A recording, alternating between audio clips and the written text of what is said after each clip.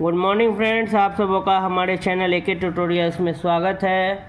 आज जो हम लोग जो टॉपिक डिस्कस करने जा रहे हैं वो मेजर कोर्स 1 MJC1 हिस्ट्री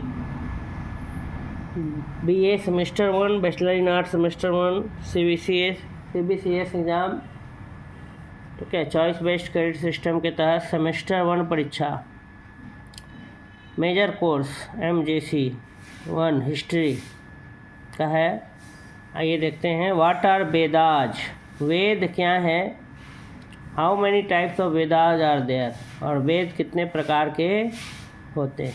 या इसी को दूसरे ढंग से इस तरह से पूछा जा सकता है कि व्हाट इज वैदिक लिटरेचर? वैदिक साहित्य क्या है? Who are the composer of Vedic literature?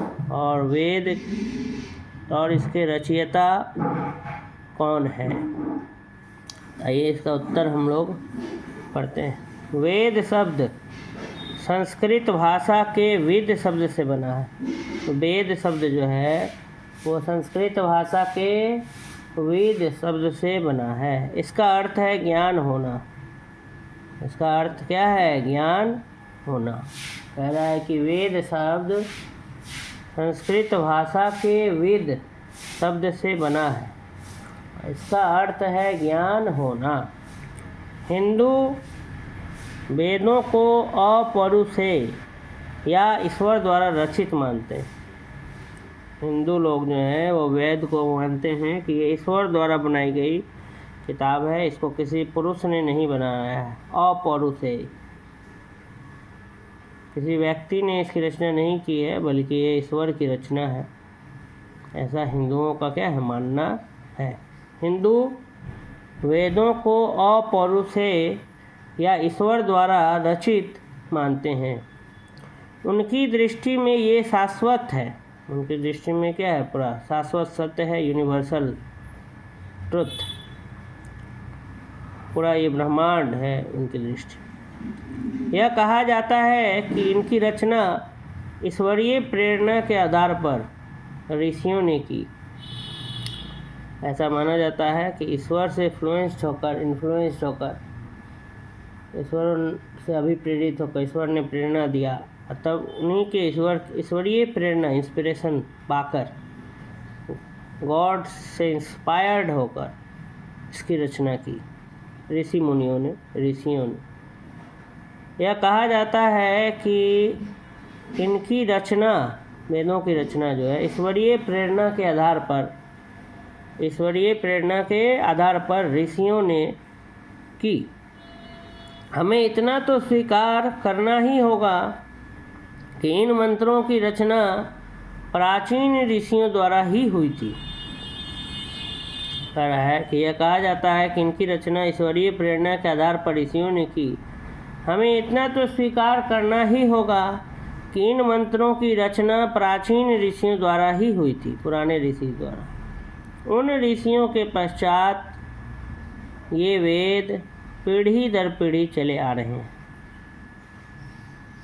जब इंडो आर्य पंजाब के मैदानों में बसे, तभी उन्होंने इन मंत्रों को संकलित करके पुस्तक रूप प्रदान किया। कह रहा है कि जब इंडो आर्य पंजाब के मैदानों में, प्लेन्स में बसे, तभी उन्होंने ये वेद पीढ़ी दर पीढ़ी चले आ रहे हैं तब से। और उन्होंने क्या किया था कि मंत्रों को एक जगह इकट्ठा करके संकलित करके पुस्तक रूप प्रदान किया था। वैदिक रचनाएं विभिन्न व्यक्तियों द्वारा विभिन्न कालों में लिखी गई। समय समय पर निम्न जाति के स्त्री पुरुष भी इनके रचयिता रहे। हिंदुओं ने वेद को पवित्र समझा और उन्हें कंठस्थ कर लिया। कह रहा है कि वैदिक रचनाएं विभिन्न व्यक्तियों द्वारा, अलग अलग व्यक्तियों द्वारा विभिन्न कालों में लिखी गई। समय समय पर निम्न जाति के स्त्री पुरुष भी इनके रचयिता रहे हैं। हिंदुओं ने वेदों को पवित्र समझा और उन्हें कंठस्थ कर लिया। हिंदुओं ने वेदों को क्या समझा? पवित्र समझा और उन्हें कंठस्थ कर लिया। इसलिए वेदों की श्रुति, वेदों को क्या कहते हैं? श्रुति कहते हैं। वेदों की पवित्रता को अक्षुण्ण रखा गया। किसी व्यक्ति को उनमें परिवर्तन की आज्ञा न थी। उन्हें बिना समझे रट लिया जाता था। रेट यहाँ लिख दिया गलती। और जब किसी पाठ को बिना समझे रट लिया जाए तब उसमें मंत्रों और अक्षरों को परिवर्तन करने की संभावना ही नहीं रहती। लग रहा है ठीक है। तो कह रहा है कि इन मंत्रों को संकलित करके पुस्तक रूप प्रदान किया गया और समय समय पर अलग अलग जाति के स्त्री पुरुष भी इनके रचयिता रहे। हिंदुओं ने वेदों को पवित्र समझा और उन्हें कंठस्थ कर लिया, उन्हें याद कर लिया। इसलिए वेदों को की श्रुति भी कहते हैं। वेदों को, वेदों की पवित्रता को अक्षुण्ण रखा गया, मैंने उसमें कोई भी बदलाव नहीं लाया गया। किसी व्यक्ति की उनमें परिवर्तन की आज्ञा न थी। कोई भी व्यक्ति उसको बदल नहीं सकता था। उन्हें बिना समझे रट लिया जाता था। और जब किसी पाठ को बिना समझे रट लिया जाए तब उसमें मंत्रों और अक्षरों को परिवर्तन करने की संभावना ही नहीं रहती। वेदों की आयु के विषय में जैकोबी ने कहा है कि 4500 से 2500 ईसा पूर्व का समय वैदिक सभ्यता का युग है। वेदों की आयु के विषय में जैकोबी ने कहा है कि 4500 से 2500 ईसा पूर्व का समय वैदिक सभ्यता का युग है। वेदों की जो आयु है उसके विषय में जैकोबी ने कहा है कि 4500 से 2500 ईसा पूर्व का समय वैदिक सभ्यता का युग है। डॉक्टर विंटर नीड्स का कथन है कि प्राप्य प्रमाणों से, प्राप्त सबूतों से इतना ही पता चलता है कि वैदिक युग किसी अज्ञात काल में 500 ईसा पूर्व तक रहा। इसी प्रकार 1200 से 500 ईसा पूर्व, 2000 से 500 ईसा पूर्व आदि युगों का उल्लेख किया गया है। किंतु यह कहना कठिन है कि इनमें से कौन सा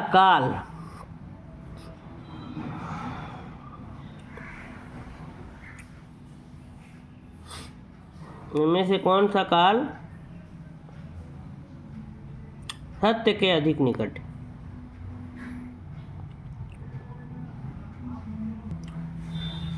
वेदों की आयु के विषय में जैकोबी ने कहा है कि 4500 से 2500 ईसा पूर्व का समय वैदिक सभ्यता का युग है।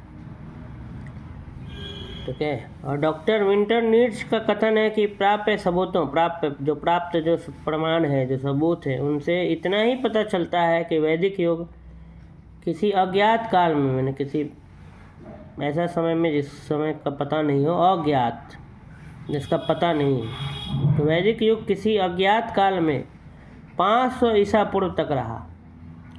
इसी प्रकार 1200 से 500 ईसा पूर्व, 2000 से 500 ईसा पूर्व आदि युगों का भी उल्लेख किया गया है। किंतु यह कहना कठिन है कि इनमें से कौन सा काल सत्य के अधिक निकट है। वर्तमान अनुसंधान के आधार पर, रिसर्च के आधार पर इतना कहा जा सकता है कि 500 ईसा पूर्व की जगह 800 ईसा पूर्व अधिक उपयुक्त प्रतीत होता है। ये वर्तमान जो रिसर्च है, अनुसंधान है, उसके आधार पर इतना कहा जा सकता है कि 500 ईसा पूर्व की जगह 800 ईसा पूर्व अधिक उपयुक्त प्रतीत होता है। अज्ञात काल द्वितीय सहस्त्राब्दी ईस्वी पूर्व के स्थान पर तृतीय सहस्त्राब्दी ईसा पूर्व ठहरता है। कौटिल्य ने लिखा है, ऋग्वेद, यजुर्वेद और सामवेद को त्रिवेद कहा गया। कौटिल्य ने लिखा है कि ऋग्वेद, यजुर्वेद और सामवेद को क्या कहा गया? त्रिवेद कहा गया। अब अथर्ववेद को इनमें मिला दिया गया और इन सब को वेद कहा गया। ऋग्वेद, यजुर्वेद और सामवेद, अथर्ववेद, ये 4 वेद हैं। कौटिल्य, विष्णु शर्मा भी जिनका नाम है, अर्थशास्त्र की रचना की थी कौटिल्य ने। अर्थशास्त्र किताब जो है उसकी रचना कौटिल्य ने की थी। तो ऋग्वेद, यजुर्वेद और सामवेद को त्रिवेद कहा गया। अब अथर्ववेद को इनमें मिला दिया गया और इन सबको वेद कहा गया है। वेदों की साधारण परिभाषा के अनुसार इतिहास को वेदों के साथ नहीं लिया जाता है। वैदिक साहित्य को 3 युगों में बांटा जा सकता है। प्रथम काल संहिताओं का युग, द्वितीय काल ब्राह्मण ग्रंथों का और तृतीय काल उपनिषदों, आरण्यकों और सूत्रों का युग था। कह रहा है कि वैदिक साहित्य को 3 युगों में हम क्या कर सकते हैं, बांट सकते हैं। प्रथम काल, पहला काल संहिताओं का युग, द्वितीय काल ब्राह्मण ग्रंथों का और तृतीय काल उपनिषद, आरण्यक और सूत्रों का युग था। संहिताओं में 4 वेद हैं, ऋग्वेद, सामवेद, यजुर्वेद और अथर्ववेद। संहिताओं में 4 वेद हैं, ऋग्वेद, सामवेद, यजुर्वेद, अथर्ववेद। ऋग्वेद संहिता में 1017 या 1028 सूक्त हैं,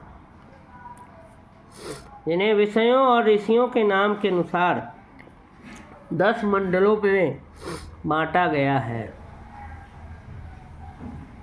मंडल एक प्रकार का अध्याय है। कहा जाता है कि सबसे पुराने सूक्त दूसरे से 9वें मंडलों में मिलते हैं। प्रथम और 10वें मंडल बाद में जोड़े गए प्रतीत होते हैं। 10वें मंडल में पुरुष सूक्त हैं। इन सूक्तों में प्रकृति की विभिन्न शक्तियों को देवताओं के रूप में स्वीकार किया गया है और साथ में यह भी कहा गया है कि इन देवताओं की सहायता को प्राप्त करना चाहिए। इनसे ऋग्वेद कालीन भारत की राजनीतिक, सामाजिक, आर्थिक और धार्मिक स्थिति का परिचय मिलता है।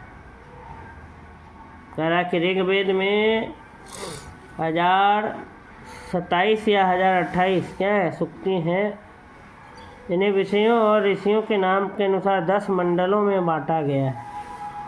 मंडल जो है एक प्रकार का अध्याय है, चैप्टर है, यूनिट। कहा जाता है कि सबसे पुराने सूक्त दूसरे से 9वें मंडलों में मिलते हैं। प्रथम और 10वें मंडल बाद में जोड़े गए प्रतीत होते हैं।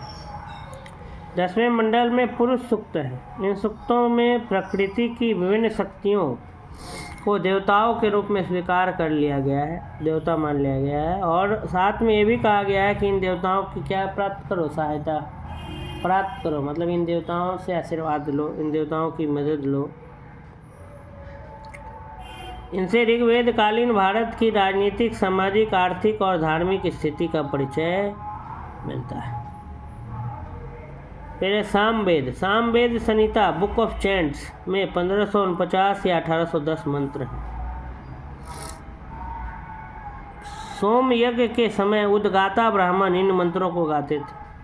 इस वेद में वास्तव में नई बात कुछ भी नहीं है, केवल 75 मंत्रों को छोड़कर शेष सामग्री ऋग्वेद संहिता से ली गई।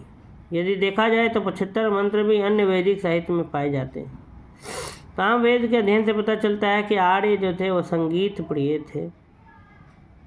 ठीक है, सामवेद बुक ऑफ चैंट्स, मंत्रों का किताब माना जाता है। सोम यज्ञ के समय उद्गाता ब्राह्मण इन मंत्रों को गाते थे। इस वेद में वास्तव में कराया कि नई बात नहीं है, बहुत सारी चीज़ें ऋग्वेद से ली गई हैं और बहुत सारी दूसरे वैदिक साहित्यों से ली गई है। 75 मंत्र इसमें जो है वो नए हैं और इस वेद को पढ़ने से पता चलता है कि आर्य जो हैं वो संगीत प्रिय थे। उसके बाद है Yajurveda, book of sacrificial prayers. ठीक है, यजुर्वेद संहिता से यज्ञ संबंधी विधि विधानों का पता चलता है। यजुर्वेद की 2 किस्में हैं, एक है शुक्ल यजुर्वेद और एक है कृष्ण यजुर्वेद। यजुर्वेद संहिता को क्या कहा जाता है, बुक ऑफ सैक्रिफिशियल प्रेयर्स, मैंने बलिदान का किताब, प्रार्थना, सैक्रिफिशियल प्रेयर्स, बलिदान के समय जो प्रार्थना है उसकी किताब यजुर्वेद। और यज्ञ संबंधी विधि विधानों का पता चलता है यजुर्वेद से। यजुर्वेद संहिता से यज्ञ संबंधी विधि विधानों का पता चलता है। यजुर्वेद की 2 किस्में हैं, शुक्ल यजुर्वेद और कृष्ण यजुर्वेद। शुक्ल यजुर्वेद में केवल मंत्र ही पढ़ने को मिलते हैं। शुक्ल यजुर्वेद में केवल मंत्र ही पढ़ने को मिलते हैं, किंतु कृष्ण यजुर्वेद में मंत्रों के साथ साथ उनकी व्याख्या भी मिलती है। शुक्ल यजुर्वेद और कृष्ण यजुर्वेद, तो शुक्ल यजुर्वेद में केवल मंत्र और कृष्ण यजुर्वेद में मंत्रों के साथ साथ उनकी व्याख्या भी मिलती है। यह व्याख्या गद्य में है। शायद कृष्ण यजुर्वेद अधिक प्राचीन है। बहुत समय तक अथर्ववेद को वेद माना नहीं गया, लेकिन अब ऐसी बात नहीं है। यद्यपि ऐतिहासिक और वैज्ञानिक दृष्टि से यह ऋग्वेद से मिलता जुलता है, फिर भी इसका अपना मूल्य अवश्य है। इसमें भूत प्रेत आदि को वश में करने के लिए अनेक मंत्र दिए गए हैं। संभवतः यह प्रभाव आर्य पूर्व लोगों का है। अथर्ववेद 20 पुस्तकों में है और इसमें 731 सूक्त हैं। इनमें से कुछ मंत्र देवताओं की प्रशंसा में भी लिखे गए हैं। तो ये वेद के बारे में था कि वेद कितने हैं और इसके रचयिता कौन है, ये हमने देखा। तो ये इसी तरह ये वीडियो यहीं पे क्या होता है, समाप्त होता है। अगर आपको ये वीडियो अच्छा लगा हो तो लाइक कर दें और सब्सक्राइब कर लें अगर सब्सक्राइब अब तक आपने चैनल को नहीं किया है, और शेयर करें, अधिक से अधिक लोगों तक पहुंचाएं। धन्यवाद।